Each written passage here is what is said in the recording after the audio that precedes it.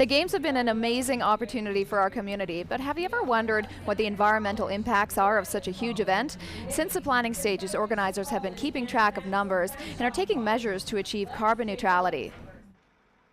Anytime you add thousands of people to your population in a short period, there is bound to be an impact.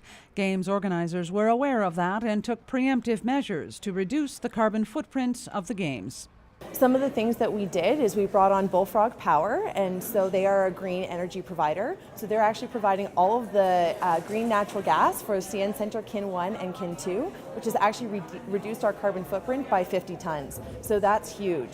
The Canada Games is also using about 5 venues that are in fact carbon neutral already. Add to that things like different recycling bins located throughout the game's venues. However, it would be impossible to host an event without having some sort of impression on the environment.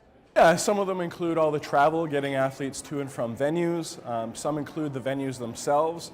Of course, we have a cauldron burning that does take some carbon. But it's all those little things, including the accommodations for the athletes. We're measuring those as well.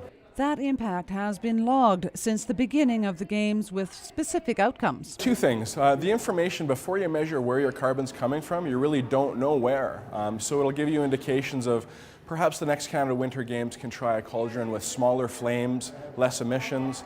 But it also gives you that opportunity to go carbon neutral, and you won't know what your emissions are that you need to balance until you do the measurement. It helps that many of the game's venues, like the Wood Innovation and Design Centre downtown, are carbon neutral, and civic facilities like the Civic Centre are tapped into the district energy system, again reducing that carbon footprint.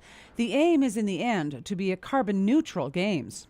I think it is. We want to do a final assessment, make sure we have everything involved, like the extra travel to Fort St. John.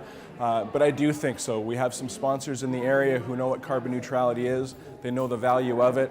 And with previous games going carbon neutral, I'm quite confident we can reach there. Organizers hope future partnerships could build upon that goal as a form of legacy from the games.